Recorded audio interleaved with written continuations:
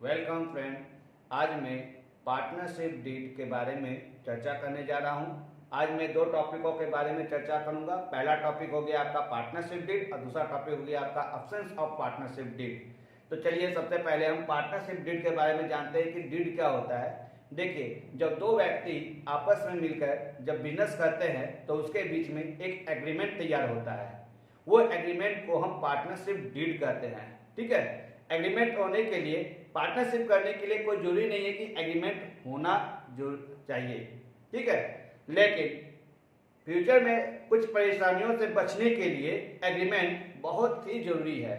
यानी ये partnership deed बहुत ज़्यादा इंपॉर्टेंट है, क्योंकि आप फ्यूचर में वो परेशानियों से बचे रहे।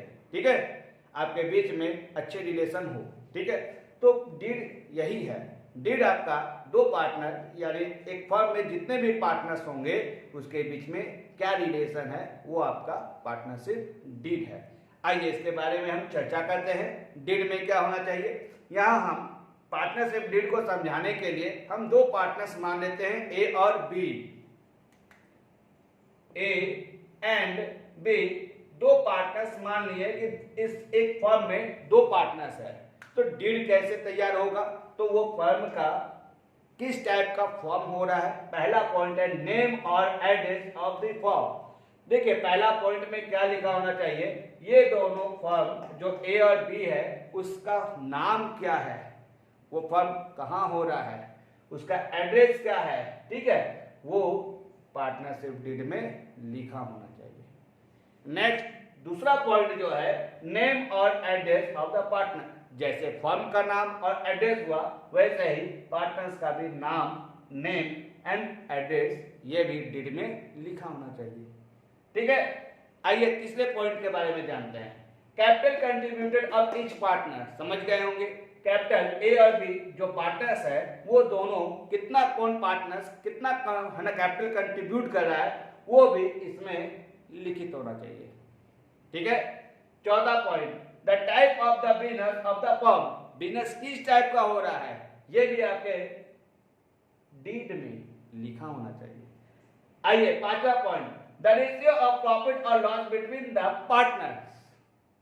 यानी अगर आपके डीड में जो रेशियो दिया हुआ है आपके वर्ष के अंत में, पूरे ईयर के अंत में जितना भी प्रॉफिट हुआ हो वो इसी रेशियो में बांटना चाहिए।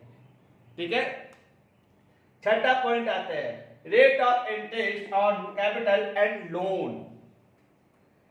अगर कैपिटल है तो उस पर रेट ऑफ इंटरेस्ट क्या होगा।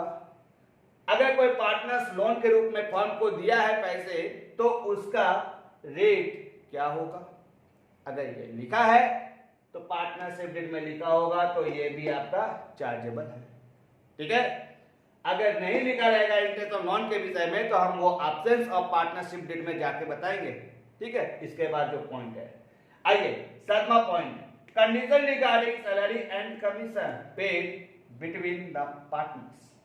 ठीक है, कंडीशन रिगार्डिंग सैलरी क्या होना चाहिए, कमीशन कितना पेड होना चाहिए, उसके बारे में पार्टनर का लिखा होगा, तो हम पार्टनरशिप डीड में लिखा जो होगा तो हम देंगे।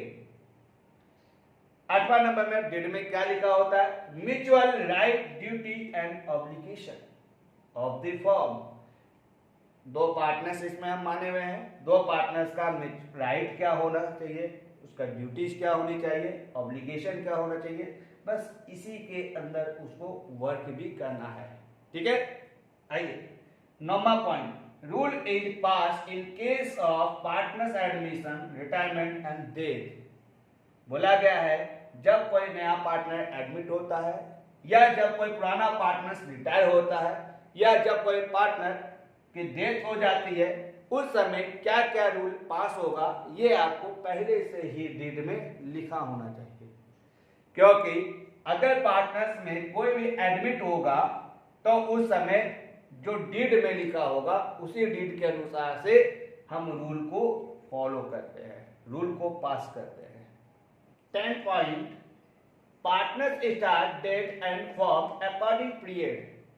ठीक है, पार्टनर्स जब फॉर्म स्टार्ट होगा तो उसका अकॉर्डिंग पीरियड क्या होना चाहिए, 31 मार्च या 31 दिसंबर। ठीक है, वैल्यूएशन ऑफ गुडविल, ये देखिए आपका ये डीड में ये बहुत इंपॉर्टेंट है। वैल्यूएशन ऑफ गुडविल, जब कोई नया पार्टनर्स आता है या कोई नया अन्य पार्टनर्स रिटायर होता है या डेथ होता है उस समय, या आपकी डीड का, जब हमारी डीड होती है, जब कोई पार्टनर्स होगा उसकी डीड अगर चेंज हो जाती है, जिसको हम रिकंस्ट्रक्शन कहते हैं, तब उस समय हमारा वैल्यूएशन ऑफ गुडविल जानना बहुत जरूरी है। इसके बारे में मैं आपको नेक्स्ट वीडियो में बताऊंगा, ठीक है। 12 number operation of bank account, ठीक। आइए आज सबसे important options of partnership deed, ये भी बहुत जानना जरूरी है। बहुत सारे फर्म ऐसा होते हैं जहां पर एग्रीमेंट तैयार होता नहीं है, पार्टनरशिप तैयार होते नहीं है और बिजनेस स्टार्ट हो जाता है, तो उस कंडीशन में क्या क्या रूल फॉलो होंगे। आइए पहला पॉइंट है division of profit. Division of profit, अगर प्रॉफिट हुआ हो और आपके पास डीड नहीं है तो आप प्रॉफिट को इक्वली बांटे। हम यहां लिख दिए डिवीजन ऑफ प्रॉफिट इक्वली, ठीक है।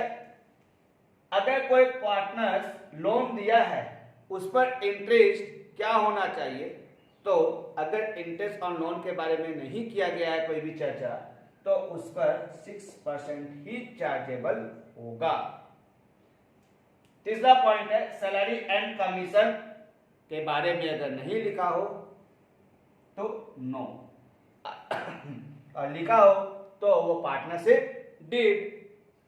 इंटरेस्ट ऑन कैपिटल के बारे में लिखा हो, अगर नहीं लिखा हो तो वो नो देंगे, नहीं देंगे। अगर लिखा होगा तो वो पार्टनरशिप डीड कहलाएगा, अगर नहीं लिखा होगा तो वो अब्सेंस ऑफ पार्टनरशिप डीड में आएगा और इंटरेस्ट ऑन कैपिटल चार्ज नहीं करेंगे, ठीक है। इंटरेस्ट ऑन ड्रॉविंग के बारे में भी चर्चा नहीं किया गया हो, वो भी हम इंटरेस्ट ऑन ड्रॉविंग अपने मन से नहीं देंगे, ठीक है। Thank you.